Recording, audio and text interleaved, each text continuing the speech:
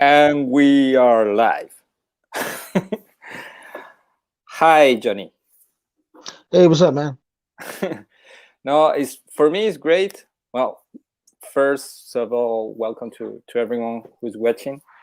For me, I really thank you for accept my invitation to this podcast.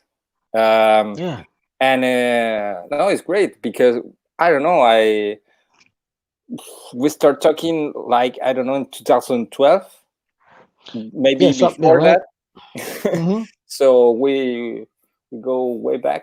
So it's the first time actually we can interact like this, and for me it's great.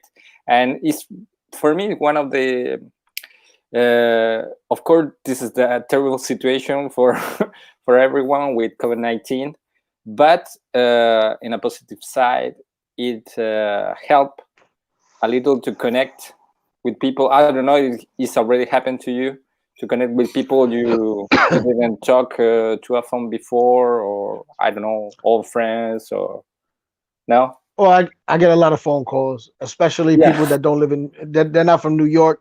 So New York has real bad infection rates for yeah, COVID-19. So a lot of people calling to make sure I'm okay, which is yeah. very nice of them. Uh, I'm doing fine. I do know some people that are infected. I know some people that passed away. What? Um, yeah. Rest in peace to Wepa Man. Yeah, Danny Vargas, the Wepa Man. You know him from songs like Que Bonito Bandera. That dude, he goes Wepa and all those records. He passed away last week from coronavirus. So, All right. Danny, yes, rest in peace to Danny Vargas, and my condolences, of course, to the Vargas family. Yeah. Well, Uh, I'm sorry to hear that. yeah. So, Yeah, that sucks. and of course, we had some legends pass away. We had Manu Dibango. He made that Mm, song "Sol Makossa." He's a horn player from Cameroon. He passed away mm. from the coronavirus. Uh, so we've had some things happen, man. So I Yeah. No, just I I can see that. And but can you just make a little introduction of yourself to I don't know sure. My all name the my people name is watching? who I am and everything. Okay. No, no, but My that short one. No, not. No. Okay. My name is Johnny Juice, DJ Johnny Juice Rosado, however you want to call me. I'm a producer, DJ, musician, engineer, um, dancer, b-boy, writer, IMC. Sometimes I sing. So I pretty much do a little bit of everything. Yeah. Oh, that's great. And no, for me it's great having the chance to talk with you. And I don't know. For me, what is really is kind of shocking. I know that United States is a huge country. You have a lot of diversity. Not all the people think the same way. But when you see in United States people that start to, uh, I don't know this everywhere, but I think was in Texas that people start to protest against, I don't know, lockdown. Some, Yeah, well, some people think that this is a hoax. Some people think it's a joke. yeah, Um, our president said at one point it's a joke. yeah, He didn't take it seriously, and now we're paying for that. So yeah, there's some people out there that think it's that they're not worried about it. They're like, I'm not sick, I'm not hurt, I don't have mm, some kind of you know uh, some kind of pre-existing condition that yeah, makes me susceptible to catching this disease or mm, whatever on infection. So these people think I don't have to be out there, or it's not that bad, or it's just like a regular flu. So yeah, they're protesting that they want to go to work, but and I understand why, because a lot of businesses are shutting down. yes, They can't afford to stay open, mm, especially small businesses. We're supposed to get stimulus checks, mm, and then also there's It's supposed to be stimulus checks for businesses, Mm. the Paycheck Protection Program, and things like that. And the government's been a little bit slow implementing that. So because of that, people are getting tired, they're getting fed up, and Yes. they don't see And the I, reason.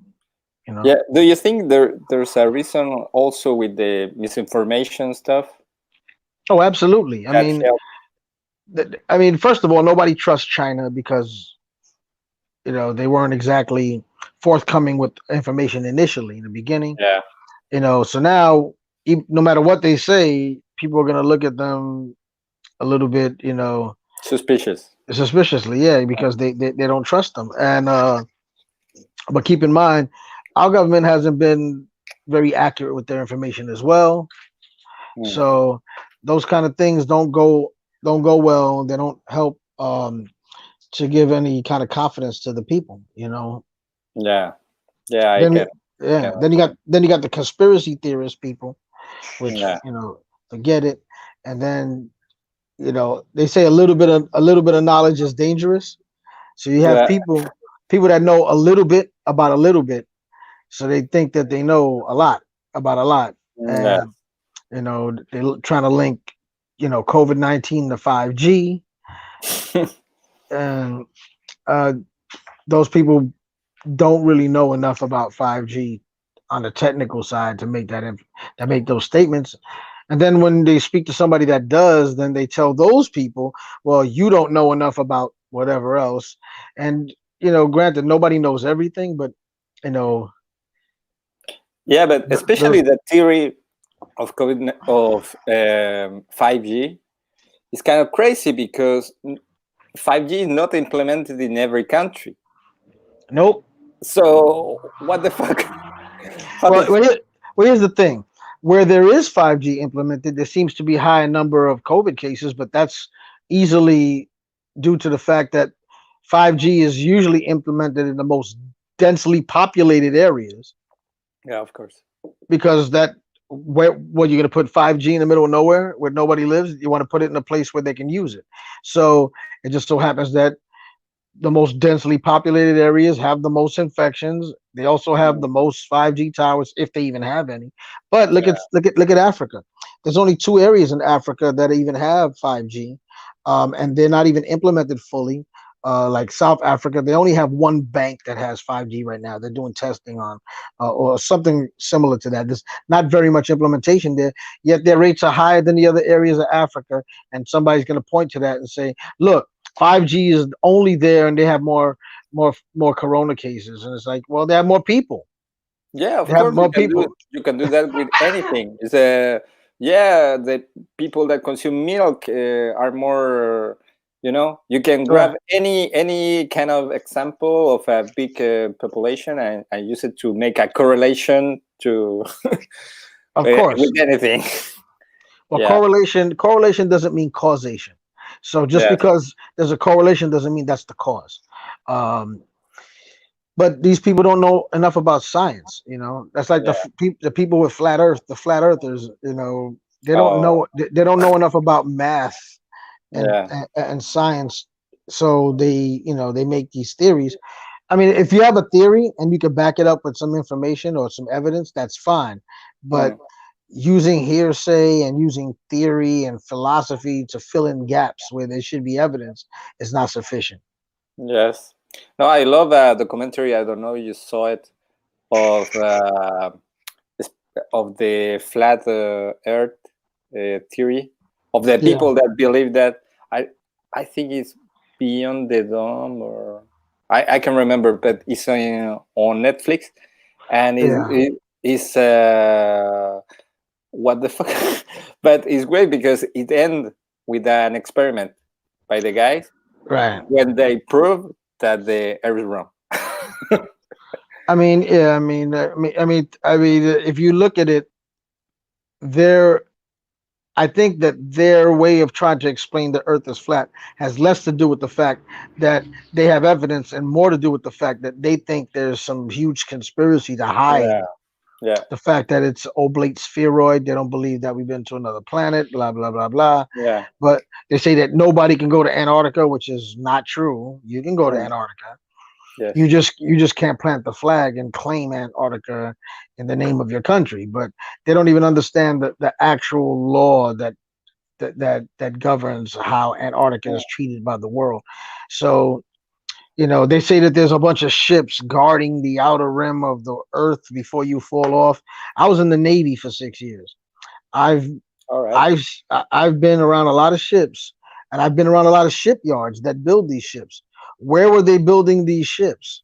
If you're gonna have ships that guard these things, there'd have to be a whole hell of a lot of shipyards building a whole hell of a lot of ships and a lot of people on those ships. Where are they? Who's refueling them? How Yes. do how do they get it? Food to them. Those logistics alone on one little ship is ridiculous, but a Mm. whole fleet of ships that no one ever sees that are guarding an area that they think exists. Not to mention the fact that you'd have to throw out the whole gravity thing, because Yeah. obviously if gravity didn't exist, then there'd be a different type of paradigm we're working with. But gravity does exist; it's provable, and gravity is stronger, at the center of the Earth, and or there's more mass. And if the Earth was flat, then everything would grow towards the center of the plate. That means trees wouldn't stand straight up; they'd all lean towards the center of Yes. the Earth. No, it's really a crazy, really crazy theory. And I think it became, like you say, maybe it's a little mistrust Oh, there's a uh, lot, and of the yeah, government, absolutely. and and I don't know if we can every time trust the government. I think we both agree on that, but I think that is take it just too far, you know. I agree. You shouldn't trust anybody, any Mm, government. mm, Governments are there specifically to work in their best interests, yeah. and but then again, so are people. Yes. So the thing is, everybody is loyal to their best interests and are no longer being looked after. Then all of a sudden, their loyalty goes away. So, do you trust the government? Absolutely not. But you know what? You're going to tell me that all math and science are wrong now? So where did Yeah. you get your? I mean, well, it does. Let's say that's true. Then where did you get your ability to assess that? Mm, yeah. Of course. It's Did you learn math? Do you learn advanced calculus and mm, on your own, or trig, or geometry or algebra, any of that? Did you learn it on your own? You didn't. Okay, you learned it from somewhere. So some of the math you learned is fine, but the other ones are no good. Some of the science you learn is good, but some you can't pick and choose it. yeah. Of course. No, it's great. And I don't know. Well, maybe I will change the subject so drastically, but it's so Whatever you want to interesting. talk about. It's so interesting having you here. And I don't know, man. When I saw your career is really really awesome. So it will be great. I don't know. Share a little bit, like if you can take us a little bit back, you know, because I'm a fan of hip hop, but I really Right. don't know the history. I know that a little, when actually I always was more fan of rock and metal, but one of the first band that really hit me and hip hop was Public Enemy, and was because with really more, I don't know, but like metal for in hip hop, I don't know, it's for me it was the lyrics and the beats and the scratch and everything was so powerful. So I don't know, I will, it will be nice if you can share with us a little bit of that, how you start in the scene, how you can see it grow, and I don't know what you think about the trap now, or the autotune trend. Well, yeah, I could. I mean, I grew up in the Bronx in the '70s, Mm, um, where there really wasn't any rap music. When I first started listening to music, I was listening to everything from rock to jazz to funk to soul.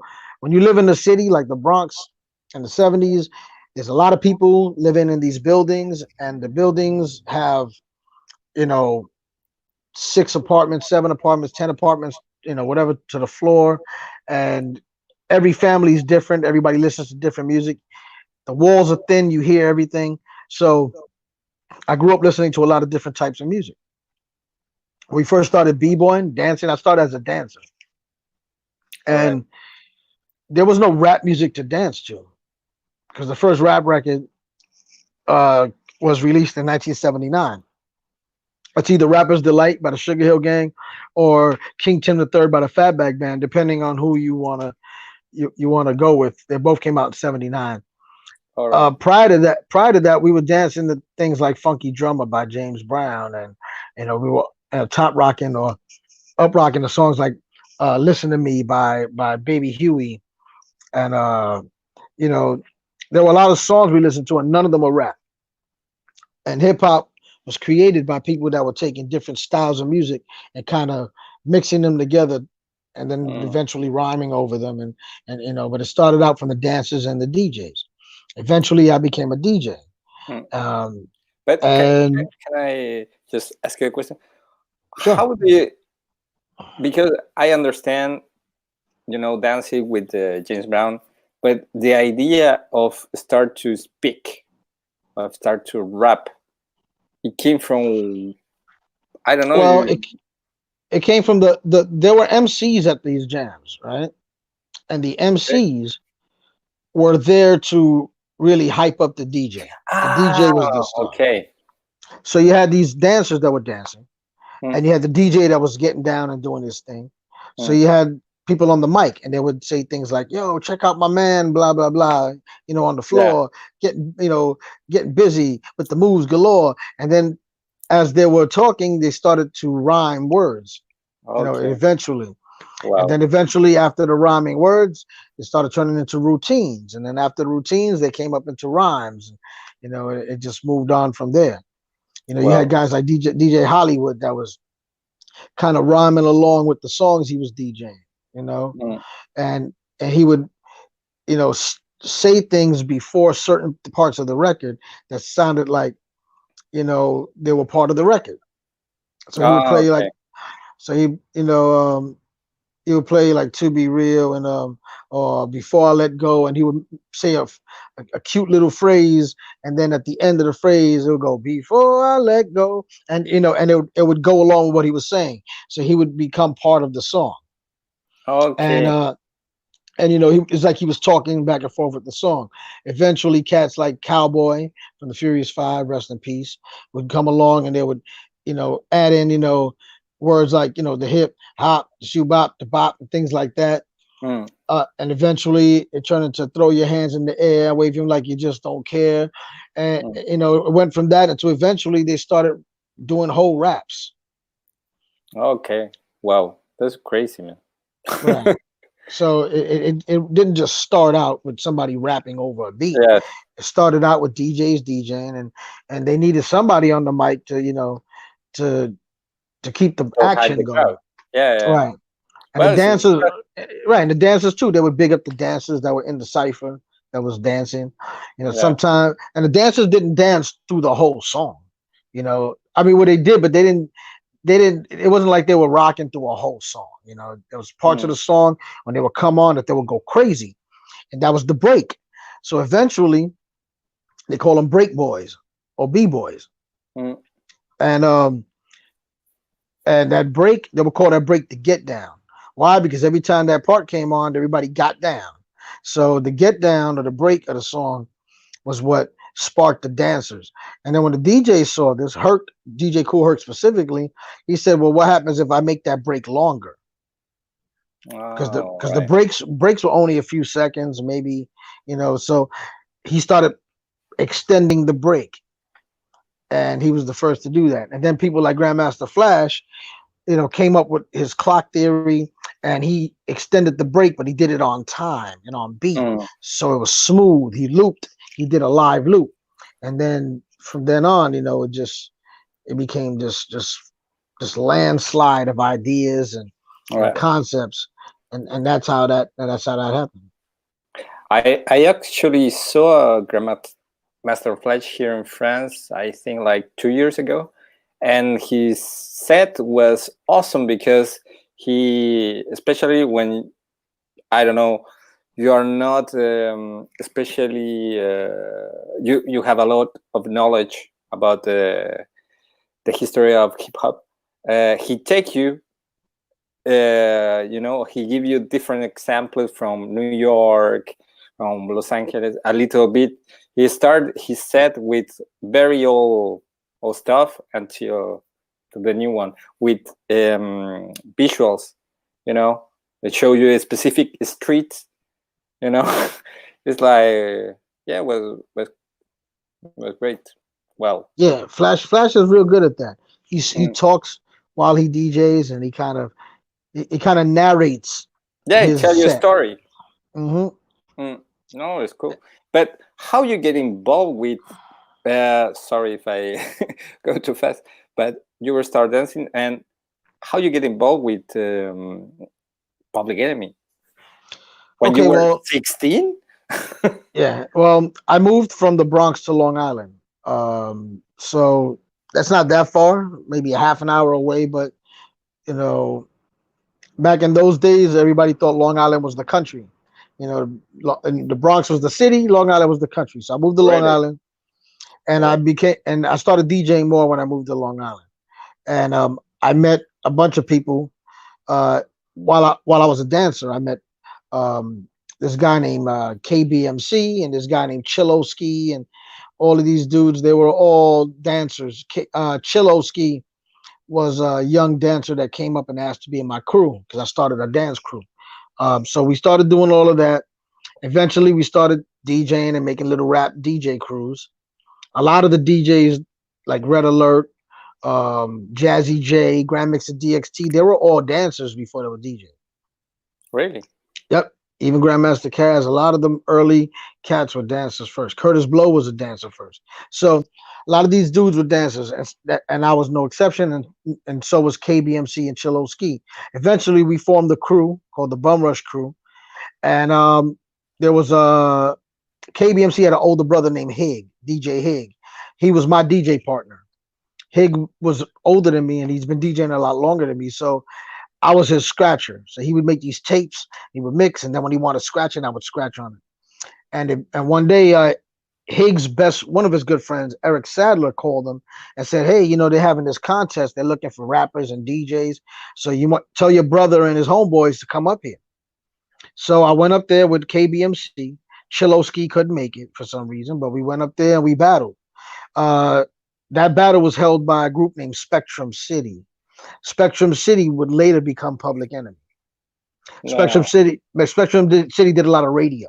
They were big on the radio. They did college radio. And hold on a second. Yeah. My, a song just came on. Yeah, so P, PE would be formed from the Spectrum City radio crew and DJ crew. So we went up there, me and KBMC, we tried out. I won the DJ contest. So I got signed to a group called Kings of Pressure, which is a rap group, to Next Mm, Plateau. And in the process, um, we would go to these meetings at the same place they had the tryouts every Monday. Uh, Eric Sadler, the guy that called Hig, had a rehearsal studio downstairs. Well, Eric Sadler ended up coming upstairs and working with Spectrum City as a producer. And that producer team of Eric Sadler, Hank and Keith, who are brothers, Chuck and myself, would become the Bomb Squad. And mm, I kept on bringing my boy KBMC up to the studio with me and Chillo Ski. Well, Chuck eventually put them down and changed their names. And Chuck renamed KBMC Charlie Brown, and he renamed Chillo Ski Busta Rhymes. And they became leaders what? of the new school. Right. No. Yeah. So I went to high school with and junior high school with Charlie Brown. Uh, Buster was a little younger than us. Dinko was a year younger than us. And Milo is Busta's cousin, and he lived in Amityville, which is about 15 Mm. minutes away. Right, that's where De La Soul is from. So we were always around each other way before we were even making records. Okay. And But we even, around yeah. that time, it's amazing that at that moment you know how was Chuck D and Busta Rhymes during those days? Well, Busta Rhymes was even younger than me, so he was about maybe 14 or 13. Chuck was 10 years older than me, so he was 26. He was already an adult, graduated from college from Adelphi University, and he had no intention on making a career out of rap music. He wanted to do radio. He really wanted to do radio. So their plan was a 2-year plan to do Public Enemy for 2 years and then get out. No, really? Yeah. Actually, the real plan was to sign groups and manage them. He wanted to manage groups. That's what he wanted to do. Like at the time, there was a producer named Herbie Lovebug. Herbie had Salt and Pepper, Kid and Play, Dana Dane, had a bunch of artists that he managed. Chuck wanted to do something like that, him and Hank. So their whole thing was, I got this deal. We're Public Enemy, but 2 years max. We're leaving. We'll sign a whole bunch of other groups to labels and we'll manage them and we'll do our radio show. That's what they wanted to do. Okay. And Public Enemy blew up bigger than anybody's imagination. And then that plan, we threw that plan out and we kept on moving in another direction. Yeah, but I don't know. Public Enemy was always like kind of political oriented, Not really. If you listen to the first Public Enemy album, yeah. there's some sprinkles of socio-political lyrics and things like that, but look at most of the songs. Yo, Yeah. bum rush the show. You're gonna get yours. Raise the roof. Sophisticated bitch. My Uzi weighs a ton. So there wasn't a lot of Oh, political statements. yes. Maybe Riot Starter, Message to a Black Man, but I mean there were little things in there, like and you're gonna get yours. Chuck says the government needs a tune-up. There was little things in there, but Yes. it wasn't overtly political yet. Yes. And then we did Rebel Without a Pause because Mr. Magic kind of dissed us, and called us What? suckers and said our stuff was, No. said it was whack. That's why Chuck said, you play the music, it's time to play the lyrics, because they would play the instrumental Public Enemy joints, but they wouldn't play the song. They didn't like us. I thought we were whack. So Chuck got pissed and Chuck said something about it. And then that's when we really blew up. All right. So was because of a this? Pretty much. That's what Public Enemy #1 was. Chuck wrote that and did a demo for that in 1983. That was a whole 3 years before we were even signed to Def Jam. And somebody said Chuck was whack. So, if you hear Flavor Flav, yo, Chuck, man, and these guys, he's talking all this crap, like these guys think you whack, got a feeling you turn into a Public Enemy, man. You know what I'm saying? So Chuck basically was like firing back at all these dudes that were talking crap about him. Wow. So Chuck has a history of that. And Welcome to the Terror Dome. That's after Griff, got into a lot of hot water about talking about the Jews and that interview that he did. Oh yeah. What happened with him? Well, Griff did an interview. He stated that Jews are responsible for a majority of the wickedness in the world, and the Jews didn't like that, especially since Jews own Def Jam. Rick Rubin's a Jew. Okay. The guy that did all our pictures, Glenn Friedman, was a Jew. Our publicist was a Jew. A lot of Jews going down in hip hop. So, Griff, got a lot of heat, and then of course Public Enemy got a lot of heat, and Yeah. Chuck was like, yo, trying to put out that fire, but he was getting a lot of crap for it. So Chuck wrote Welcome to the Terror Dome as a result. So Chuck is real good at responding via music when he gets backed into a corner, and that's what Welcome to the Terror Dome was. Yes. I don't know. You are still in touch with Griffin or no, not anymore? I mean, I'm in touch with all of them. Don't really speak to him often. I mean, I speak mostly with Chuck. Okay. Recently discussed some things with Chuck, but you know, they hit me up. I'm in touch with Flav's kids. They're like my nephews and nieces. So Sure. I do speak to them Mm, every once in a blue. I don't really speak to Griff too much, but I have mm. a few times. Yeah. I left the camp in 2014, so I haven't really Okay. been in touch with them that much. But every once in a while, yeah, we speak. Okay. So you were telling of the beginnings of polygamy and kind of the Right, hip hop, and you were involved like doing scratch. The I right. don't know. Well, they were working on the first Public Enemy album, Mm, everything was done in that little studio that I went and tried out to be the DJ. They yeah. they had they had like a little production set up in there, and to save money on budget, we try to work on everything there first. Now, I wasn't initially involved, but then Chuck would always give me a ride home because I didn't have a car. So Chuck didn't live that far from me, so he would drive me home. And one day he says, "Yo, Juice, we're working on this album, and what do you think about doing some scratching on it?" I'm like, sure. So he pulled out a cassette, he put it in there, and the beat that came on was My Uzi Weighs a Ton. And I was All like, right. all right, yeah, when you want me to do it? He goes, I forgot what it was. He's like, this weekend coming up, just grab some records and, we're going to pick you up. So he did. He picked me up, drove me to INS recording in Manhattan. Um, and I did the scratching for that whole album that day. uh, Wow. Set it up. I did the scratches. Some of them had a little bit of scratching already on it from Terminator, but Mm. a lot of the other stuff I did, a lot of the faster, Terminator was a party DJ because Spectrum City was a party DJ crew. They would throw All parties, right. and and they would have, they had two DJs. They had Melody, Mm. and they had Wizard KG.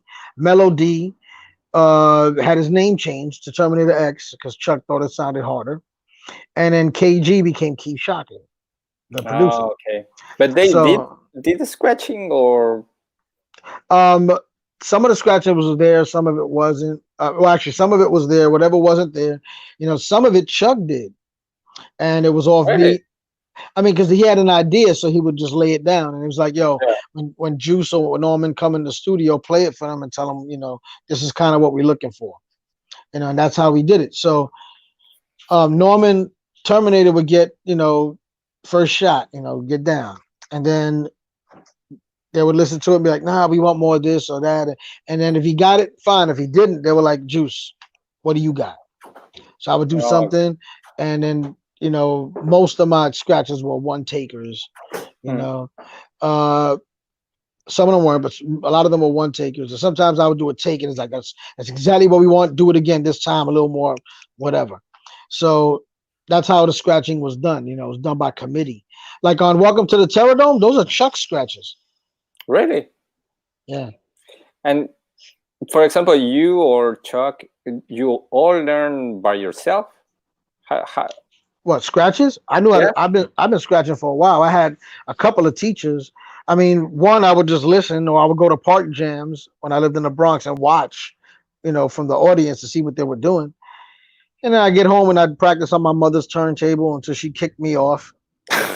Uh, and then I hooked up with a guy named DJ Will, who was the local DJ in Long Island, and he was real good. He knew how to scratch. He made good tapes, and I started getting good hanging around him, and then that's when I met Hig. I met Hig at a club because Will told me about him.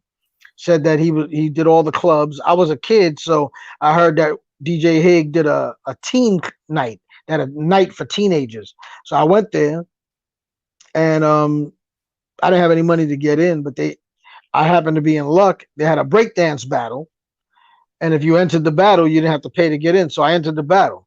I didn't care about the battle. I just wanted to go in there to meet Hig. So I entered the battle. I won the battle. No. And then I went to Hig, who was sitting at the bar, and I said, yo, let me battle you. And he laughed at me, and he thought it was a joke. And he was like, yeah, right. And some little kid want to battle me. And I'm like, yeah, I want to battle you. So he told me you could battle my partner, Andy. If you could beat Andy, we'll talk. So I went in the DJ booth and I beat the hell out of Andy. And then Hig was like, yo, come to my house this day I want you to do a tape with me. So I went to his house, and that's when I saw his brother. His brother was Charlie Brown before he was called Charlie Brown, and we went to school together. I kind of knew him, but I didn't really hang out with him. And I'm like, yo, I said, I know that guy. I mean, he wants to school with me. He goes, yeah, that's my brother. I'm like, oh, okay. So then, I started DJing with Hig, and then he said that maybe me and Brian should hook up together and become a crew, and we did. Me and Brown became a crew, and then Busta was a breakdancer, a b-boy with me.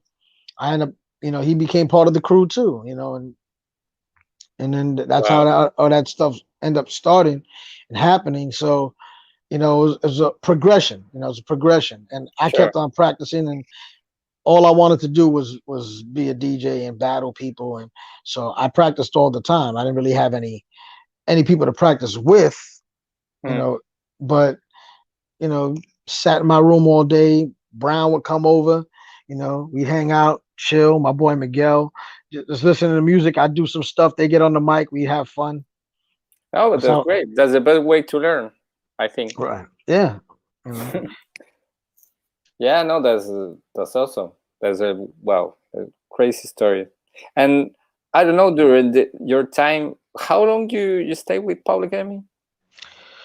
I was with them from the beginning all the way to 2014. I left in 1988 after I finished Nation of Millions and the Slick Rick album, Okay. which came out in '89. But the Rick album came out in '89. I did a bunch of stuff for them. I left and I went to the military in 1988. I Ah, right. I did come back to visit, and while I came back to visit, I did some songs too. I did the scratching on Transformers by Leads of the New School when I was home for a weekend. I went up to the studio and they were like, "Yo, can you do this?" I'm like, "Okay." Uh, Okay. so did it, and while I was in the military, I worked on music as well. When I got out in '94, I came right back, hooked up with Brown and Dinko and Bus and all that, and we started back up again. And I hooked up with Chuck again. He got game, and that was it ever since up until 2014. That was crazy. And how was the during that time with Public Enemy? Because I don't know, I can just imagine, but be part of such a political group, you know, was kind of complicated, dangerous. I don't know. It's definitely complicated. I'll tell you that. I mean, Chuck is Chuck is like my big brother. We sit there, we talk. He's like I say, he's 10 years older than me, almost Yeah. exactly. He's like a week less than a year of 10 years older than me. So, and him and Griff have the same exact birthday. They're the same exact age. So, Okay. they're older than me. But when I spoke to Chuck, we spoke as peers. I learned a lot in my time with them, but I also learned a lot outside of PE. So we bring a lot of good ideas to the table. You know, Griff is real smart. He knows a lot about the Nation of Islam, and he brings on a lot of his information from that side of the fence. Griff kind of really militarized Public Enemy. Yeah. Uh, Chuck knew about the social political things, um, and a lot of times, being in that environment could really spark a lot of great ideas, give us a lot of great insight into the planet we inhabited. And then sometimes it was just fun. Griff and Chuck are two of the funniest dudes. I mean, I know people think Flavor's the funny guy, but when they start joking around on each other, Griff is hilarious. Chuck is funny.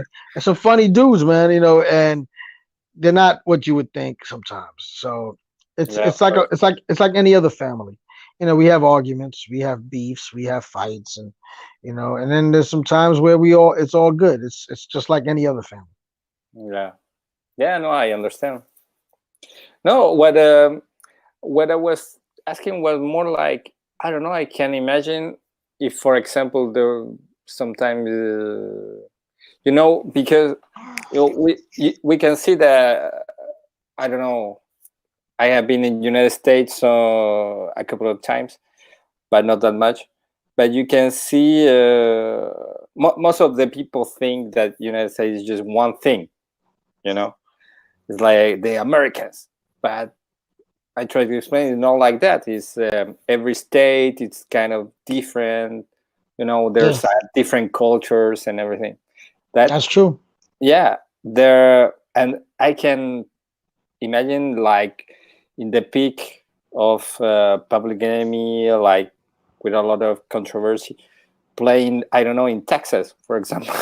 Oh, Like but yeah, we have problems like that. But this is the weird thing, and I know this may sound weird to you, but when Public Enemy started getting big, mm, that was right at the height of Bill Cosby's media empire.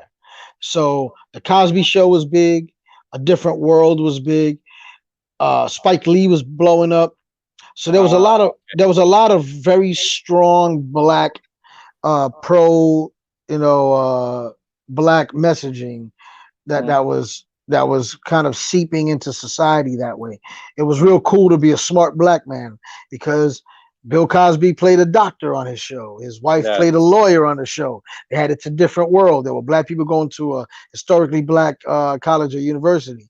mm, So these things, helped galvanize Public Enemy. yeah. Um, did we run into the problems like NWA did? No. I mean, there was some people that didn't like what we were talking about, but those kind of people didn't like rap in general Oh, because if okay. if they were racist, they didn't like any rapper that was black. So it didn't Yeah, matter if we were talking about politics or not. yeah. Uh, After Griff said what he said about the Jews, yeah, there were death threats and things like that. What? Yeah, yeah, but I No, mean, but I'm sure of that. It could happen. yeah, well, we took care of that. We made sure that we were tight on that end. Yes. But as far as fan base, a lot of our fans are white. Mm, Like you said, you were into metal, you were into rock, right? yeah, A lot of our fans were rock fans. A lot of yeah. our fans were punk rock fans, actually. Mm, So to them, Public Enemy was the closest that rap was going to get to punk. yeah. No, for me, what was great was the collaboration with Anthrax. Right. That expanded our fan base, Well, I yeah, ridiculously because of the Bring the Noise remake. But yeah, even before that, we did Sophisticated Bitch. That was Vernon Reid from Living Color playing the guitar on that record. really, Yeah, that was Vernon. So that's great. yeah, so we were in the rock too. When you think about it, Yes. you know, why not? Oh, yeah. No, I really enjoy that mix of rock and rap because I don't know. I think it helped, especially to expand the boundaries of your Right. crowd. Yeah, no, that's amazing. And I don't know. I would like to ask you, what do you think about the scene right now? Because I know that well, you have seen, uh, you were there since the beginning. So what what do you think It, about the? well, there's a lot of real dope underground rappers right now. There's a lot of, I Mm, mean, there's still people making great music. As far as commercial rap, yeah, I mean, it's the kiddies like that. I mean, do I dig it? Not really. I mean, there's not really much substance to it. Now, that doesn't mean all music has to have substance. yeah, When Rob Bass did It Takes Two, that wasn't a big political record. It didn't have any kind of huge message. It was about having fun, yeah. So it's cool to have records that are about having fun. Mm, There's nothing wrong with that. The mm, problem is balance. sure. When you have so many records talk about getting high and calling women bitches and whatever, and you don't have an equal amount of records that are Mm, showing there's positivity, no then there's no no balance. balance. Right. That's the problem. Now, I mean, we had NWA. Now, people say NWA was this huge socio-political movement because it did fuck the police, but the bottom line is that's one record. Do you listen to the rest of their records? So I mean, you do one record talk about I love you, mama, or something, and you have 17 other records talking about I'm gonna shoot you in the face. That don't make that doesn't make you a profound conscious rapper because you got Yeah, one song that's conscious. The thing is, anybody can be conscious for a second, yeah, but the thing is, it's cool to be. I don't mind some of the young rappers. It's just that they don't. I don't think, in my opinion, they don't take the craft seriously. So while the music is kind of uninspiring and kind of flat, there's no mm, soul. There's nothing. Oh, you know what I mean? It's just a mm, beat. yes, Anybody can make a beat, but make something that moves someone other than just bouncing your head up and down every 2 seconds. yeah, Make something that does something. mm, Uh, if more artists did that, commercial artists did that, then it wouldn't be bad to have all the other trap artists out there. But sure, when everybody sounds the same and it becomes homogenized and it sounds like it's not creative anymore. But like I said, you got people that's still out there. You mm, got classic rappers that are still releasing stuff. sure, So there's music out there. The problem is back in the 80s and 90s, record labels were the filter for you, for the yes, audience. They kind of, skimmed away the yeah, trash and picked who they thought were the best to present to the world. Now the internet has done away with that, so mm, anybody can just throw their shit up on the internet. So now the fan has to be the filter, and they have to skim through it, and the fans are lazy. So when we say the artists are whack, the fans are whack because the mm, fans are lazy. They're used to things being handed to them, and now that they're being asked, or we're hoping that they actually sit there and they filter through the trash and pick the great stuff. And they're too lazy, so they pick whatever the hell's thrown at them, just like it was before. yes. No, a completely different time. I was Yeah, talking the other day with my girlfriend because before it was really hard to, I don't know how old are you? I'm 43. And when I start to make electronic music, was really expensive. The samplers, the scenes was so ridiculous expensive. So not everyone were able to make music, you know. And then, well, software blow up, and you can start to do stuff with your computer, and then peer-to-peer sharing blow up, so you can have all the software that you want for free. yeah, And then, well, before where was a business for the labels, like, yeah, we'll give you an advance on $100,000, and I know that I will have it back because people need to buy a CD to listen to your stuff. Now it doesn't exist. It's like you can download everything for free. You don't even have to. But I agree with you that people are more complacent because all this technology that blow up, it creates this kind of, especially in the new generations, this kind of don't impatience. Like you have it to have it now. So Spotify, you will not gonna look in on Spotify your favorite tracks or new artists. Well, some people do. I do. Most of the people just leave it, just leave the the thing running and hope that yeah. Spotify will propose something that they like. Yeah, they're lazy, man. They got lazy. You know what the thing is, and I told people this too. Tech. There's people that are technophobes. They're scared that technology is going to change everything, and it does. The first big change in technology was CDs. CDs are responsible for album tracks. See, back in the day, you had to make a whole bunch of singles and compile them to make an album. And now, people, well, not now, but like in the late '90s, 2000s, people started making these songs where like, oh, this will be the single, or this is the album track or an album cut. And I'm like, what is an album cut? Is that a song that doesn't have to be good enough to be a single? What the hell's that? And the reason why they do this is because the CDs allowed you to skip songs easy. Yes. So you put in your CD player and be like, yo, I'm gonna just program it to play 1, 2, 5, 6, 9, 10. So you skip all the mother songs because they suck or they don't like them, and so what? I could skip real easy. When it was a tape, you couldn't skip. You know how hard it was. You had to sit there Yes. and click. No, wait. I think that's the same song. Is that the next one? What song is that? It was too much. Or a Yes. record, you have to walk over to the record player, a turntable, and lift the needle up and look on the record to look for the shiny part. Oh, that's the Yeah. next song. That's too. That was work.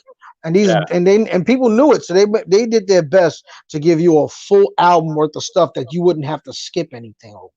Yes. When CDs came out, and when somebody said, "Well, that song is all right, but it's not like single," so what? They can just skip it. So the songs became disposable. Mm. They're Yeah. disposable. And because they're disposable, they don't have the same worth. And I don't mean to the person listening, I mean to the artist. Mm. But it's You not the know, same value. right? It's like, and then when like you said, samplers were expensive. I mean, I remember when I bought my first sampler, man, I had to beg everybody that owed me money to give me their money, and I had to get a loan and all. I mean, it was a lot of money, but And you have now, only seconds. Seconds eh, to. yeah, just say only 2.5 seconds per pad on a SP 1200 and 10 seconds overall. So we'd have to play the records on 45 fast and sample so we can have more information sampled in that 2.5 seconds and then slow it down with the pitch. But now you don't have to buy, you can get free programs that allow you to make beats. So again, you're looking at disposable stuff. How much Mm. do these kids really invest in their art? They Yeah. don't. You No. know, if you're a drummer and you spend $2,000 on a drum kit, which is not an exceptionally expensive drum kit, um, you're gonna want to get your $2,000 out of that. Same thing with a guitar. Same thing with a set of turntables. But if you're a little rapper getting a free beat offline and throwing it into your phone and you rap into it, how much are you really spending? And I don't mean money wise. I'm talking about in general. You're not investing any real time or real money into it, so it's gonna reflect in your lyrics or your song. It's gonna sound Yeah. like something like, so what? It sounds like I'll just write another one of those tomorrow. So what? Yes. It's like it's not quality, it's quantity. Right. And you know, and that's fine. If you want to do this as a hobby and just record some stuff and feel good about it, beautiful. Just stop trying to make me buy that shit. Yes. No, but and that people don't even buy it. Most of artists they want to follow them or like them. Yeah, because You they're know. hoping that eventually they'll blow up or something will happen. I don't know. That's Yeah. like the guys that DJ for free. These guys will go to a bar and say, "Listen, how much are you paying that DJ? I'm paying the DJ $200 a night. I'll do it for free. Just give me drink tickets." And these DJs that call themselves free J's, they DJ for free. They I call it didn't. free. I didn't know that trend. Yeah, they do. They do this because they're hoping I'll DJ for free until I get a big following, and then I'll go up to them and say, "Yo, now you got to pay me because I got all these people coming here." No, they don't. They kick you out and they'll hire another free DJ, and they'll just keep doing that because it works. Now they got to pay you? They weren't paying you before. So these people's stupid plans are backfiring, and it's killing every one of us. Yes. Yeah. No, it's crazy this time we're living. But I don't know. I think I'm not scared or against technology. It's just what's that? That song keeps coming on. I don't know why it keeps doing that. Well, maybe you can show us your song. No. No, that's on the next Odyssey album. It keeps popping up on my. I have a smartwatch, so it pops up on it. I'm like, why? Ah, okay. It's a Maybe new. you're saying a word that triggered the song. I don't know. It might have. That one is called "Call It Like It Is," and that one Okay. that one will be coming out on the next Odyssey album. Yeah, I would like to talk about this project because I think it's really refreshing. You know, Oh, thank it's you. kind of yeah, no, it's really cool. And I don't know how you start this project. First, I don't know if you can introduce um, regards to this project because I think it's really really cool. The Odyssey. Well, it started out with a long time ago when I was endorsed by a company called Cakewalk. I was using their software. I was looking for a new computer to buy. So my boy Carl, who was the marketing guy, said, "Call this guy Kevin. You know, he owns he's the CEO of this company called Rain. They make PCs for music." I said, "Okay." I called KJ and I introduced myself. I went up to the spot. I bought some computers and a couple of laptops from him, and then we started a business relationship. I started endorsing his computers. Uh, What's the name oh, of their company? it was called Rain, Okay. RAIN. Okay. Um, Eventually, we started hanging out. You know, we both love food, so it's like, hey, you want to go get some sushi? Yeah. You want to go get some Indian food? We foodies. We like go out there and eat some real good ethnic food. So we did, and in the process, you know, Kevin decided he didn't want to be a CEO of a company anymore. So he left Rain and he started to work on his own album. He's a bass player, a jazz bass player, and a singer. So he started a project called RX7, I believe. It was real electronica. So he emails me and says, "Yo, if I gave you some stuff to do some scratching on it, how much would you charge me? What do you think?" I said, "I don't know." I said, just send it to me. Let me see. So he sent it to me. I started listening to the stuff. I'm like, yeah, I can do some scratching on it. I did. And he liked it. And he was like, "Wow, that's real interesting what you did. I didn't expect that you would do that." Then he goes, "Hey, do you have any beats?" And I'm like, "Sure." I sent him some beats. And he was like, "Yo, what do you think about forming a group?" I said, "All right, who's going to be in it?" He goes, "Well, me and you." I said, "Well, who else?" He said, "Me and you." I'm like, "Okay." So I started sending him beats. He would mess with them. He would add stuff or he would write lyrics to it and then send it back. And we went back and forth, back and forth. And so before you knew it, we had an album. And it was different. Obviously, he comes from a jazz background. He's a 6'5" white South African, and I'm a short Puerto Rican. So, our styles were, as different as they were, they seemed to work well together. I Yeah. have a jazz background as well, but my background is a hip hop and funk Mm. and the soul. Uh, So I gave him some hard beats. He put some lyrics on them that you probably wouldn't expect that kind of sound on some of the music I did. mm. Then he wrote some songs musically, sent them to me, you know, and they were real pop, and I kind of hardened them up a little bit, and we started developing a sound, and it worked real well. I mean, it was like real quick. It wasn't like let's see, we got to try to find a way to fit. It just fit. Mm. So, and since it was an odd fit, he called the band the Odyssey. With it, so we have fun performing. We play. Um, KJ plays the bass. I play everything else. Mm. Uh, every once in a while, K will throw down some keys. Every once in a while, I'll play bass. But we want it to be musical yet Yeah, I funky. think you guys are.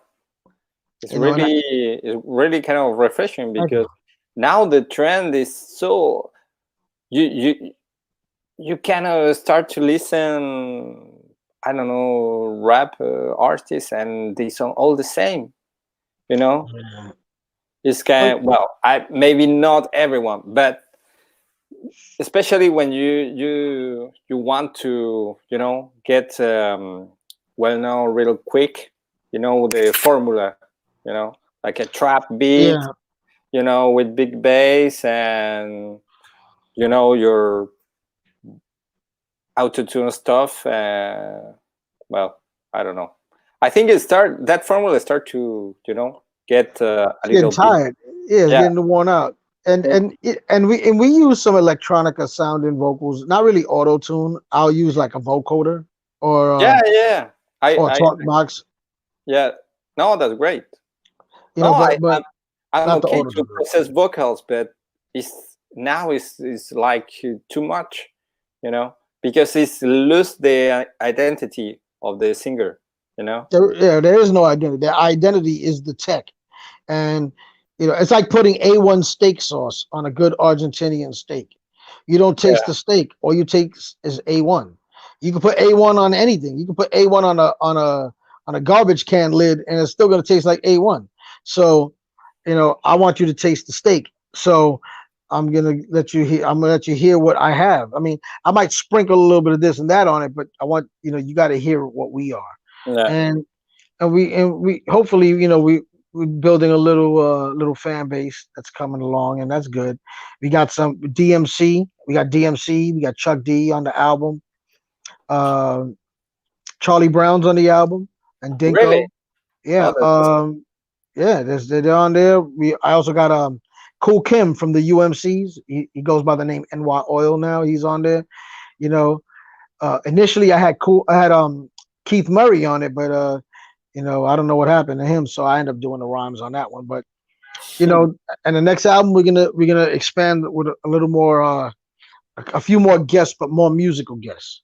Get some of the people I know that play, you know, uh, like a couple of new bass players on there, maybe some guitar players on there. Oh yeah, uh we got a guitar player from Parliament Funkadelic, Gar- uh, Really? Garrett Shatter. Wow. Yeah. Wow. Um, That's pretty so cool. yeah, so we want to try to, I think we try to collaborate with people that we respect, but at the same time, people that are friends. I'm not just trying to find names just to throw them on there.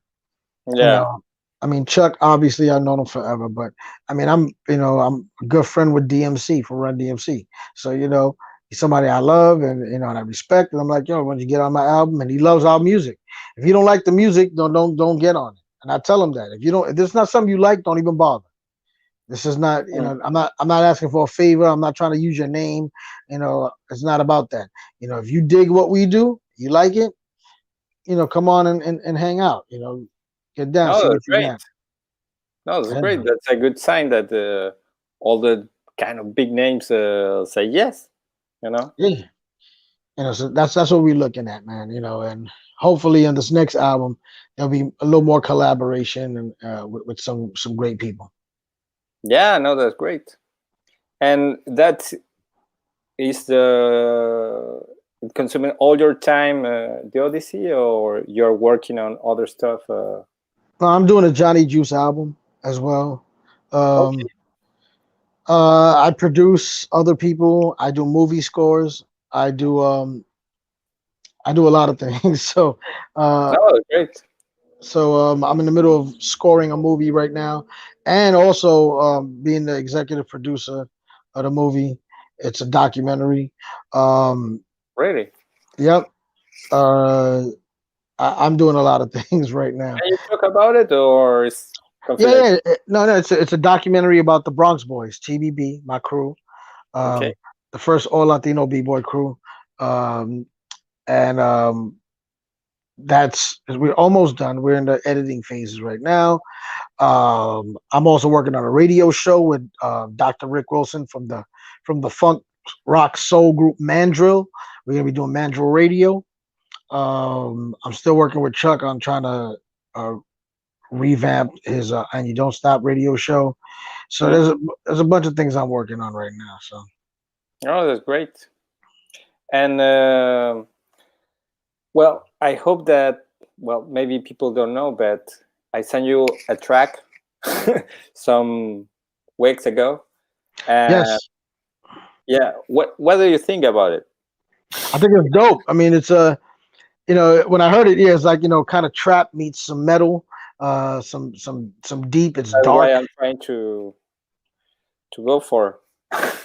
Right, and I already did the scratches for the hook, so now I got to do all this weird shit for the verses and go back and forth with what you're doing on the guitars and stuff. And No, I really thank you for that, because for me it's like a big honor, like the, I don't know, having you.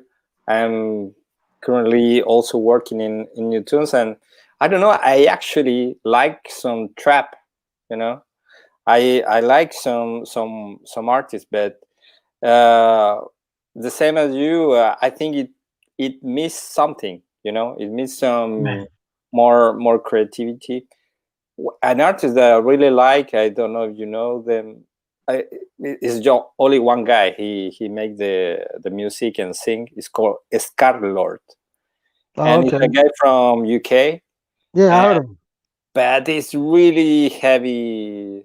The voice distorted, and but he rhymes. He drop bars really good also. So it's a good combination.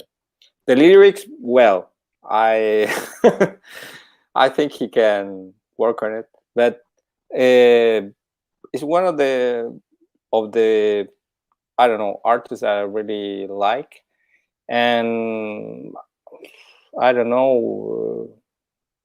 Well, there's a lot, but I don't know. What about you? There's some like new artists or current artists that you like, or Well, currently I'm really not listening to a lot of rap.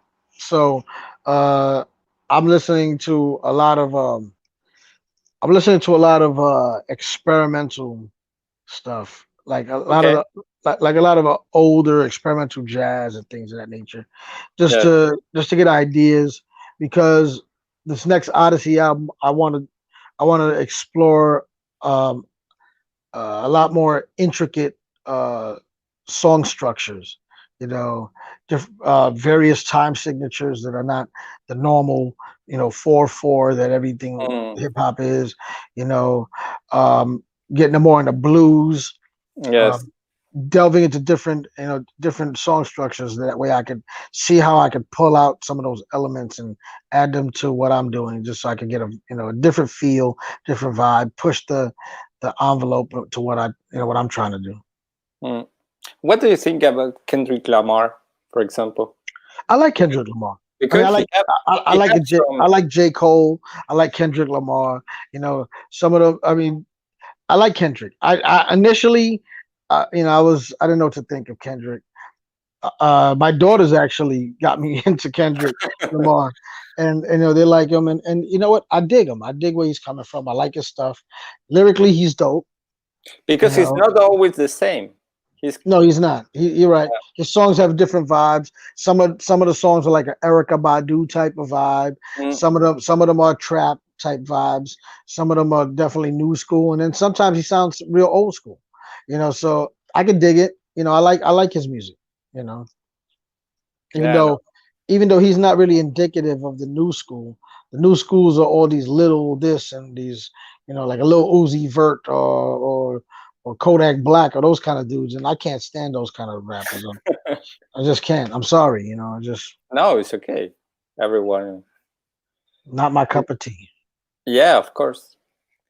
And no, for me, well, there's more music than ever these days, so we can choose. Oh, there's billions of songs on the internet, and 85 to 90% never get heard at all. But Yeah, it is what it is. I get a lot of things in my inbox. As you could probably imagine, people yeah, of send me course. stuff all the time. So what do you think? And I don't even know what to say sometimes. I mean, I don't want to discourage people. I'm like, yeah, keep doing your thing. But if I say that, forget it. It's like, oh yeah, so why don't you help me get assigned to a label, or why don't you help me do this? I'm like, Yeah, nah. I'm trying to be nice to you. yeah, yeah. Because especially this, I don't know, the kids now, they wanted everything fast. You know. Yeah, well, it's McDonald's, man. It's McDonald's society, man. They're Yeah, gonna get mad because their French fries. They're waiting. They are gotta wait cold. 2 minutes. 2 minutes for. Nah, even if they're hot, they gotta wait 2 minutes for them. It's just two Yeah, minutes. You know how long it takes to cook French fries in real life? It's like, yo, man, you can't wait 2 minutes for French. You gotta put that in your mouth and your body, man. But so I mean, I get it. Kids like what they like, and it's always gonna be different. yeah. But at one point, when I was younger, we wanted to be like the artist. We looked up to artists and said, "Wow, I want to be like him." And now the artists look at their audience and say, "I want to be like them." That's an interesting analysis. Yeah, you know what? When you sit there and listen to these new rappers, Mm, you don't have to have ever heard the song before. You know exactly what they're gonna say. You can rhyme along and you know what the word that they're gonna say is. And then they Mm. go, hey, because they know the word already. He's like, I guessed it. Well, you guessed it. I mean, I better say something that you never guessed that I would say, not something Yeah, that you just knew I was gonna say. yeah, So you're actually going for predictability. yeah. You're Of actually course. you're actually And trying to be that. the song is get shorter and shorter, because the attention span, it will not gonna. I don't know. There are some studies that say that these days people have an attention span of just I don't know, like 30 seconds. If you can hook someone with 30 seconds, they will not gonna listen to it. It's crazy. But it depends who is which is your target. You want mainstream, yeah, you know you need to follow this rule. But if you really want to create an audience that really appreciates your music and listen to it, and yeah, you need to do something more original, deep, meaningful, something, put work on it. But That's there's true. yeah, but there's a lot of kind of science, science behind that. Your song have to be this long and with these keys and with this is crazy. But well, a lot of people buy on it. A lot of young artists believe that they will be successful from that rule. Of course they do. That doesn't Yeah. mean they will, but I mean, hey, good luck to every one of them. I hope every one of them gets whatever they want out of it. Yeah, I'm not a hater. Just do your thing, sure.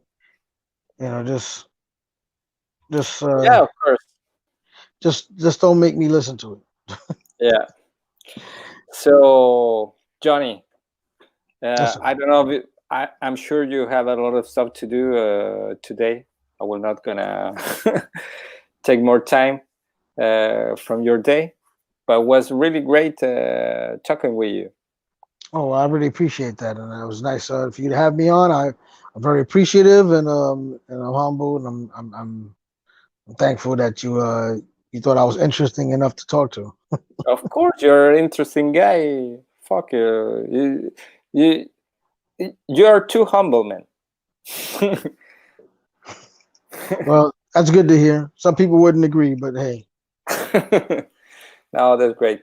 And I really thank you. And I don't know, maybe I can have you another time and talk about a little bit more other things.